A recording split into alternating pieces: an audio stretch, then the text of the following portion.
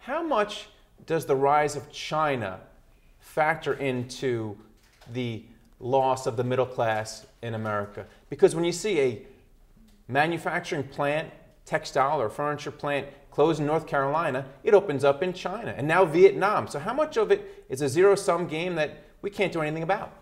Well, market forces do play a role, but we also have to remember that market forces don't exist in a vacuum. Market forces are shaped by legislation, by the rules, the laws that we have.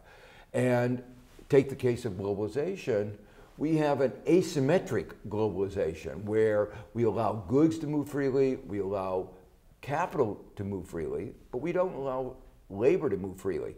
You know, do a thought experiment. What would be going on today if we just did just the opposite? We said capital can't move, but labor could, skilled labor. We would be working hard to pay high wages, provide good schools, good environment to attract labor. So the current problem is not just the effect of globalization, it's the effect of globalization with the asymmetric rules that we've put in place. Well, organized labor creates its own constraints on the economy.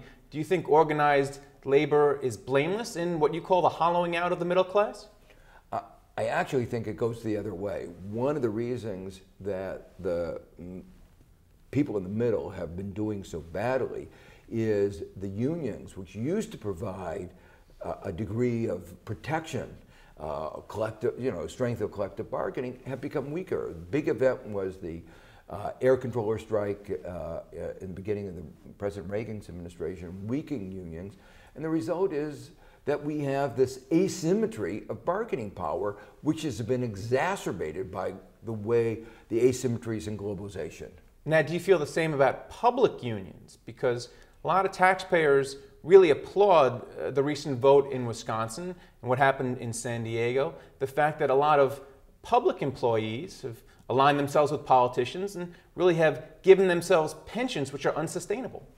Well, the real reason for these pension problems is, I agree that there's a political problem, but the politicians didn't want to pay competitive wages because that would undermine their current budget.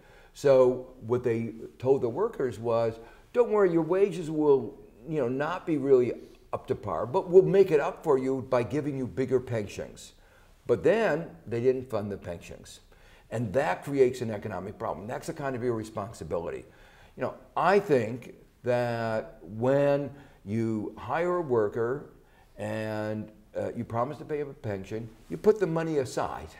And that's an element of fiscal responsibility. And unfortunately, many states didn't do that.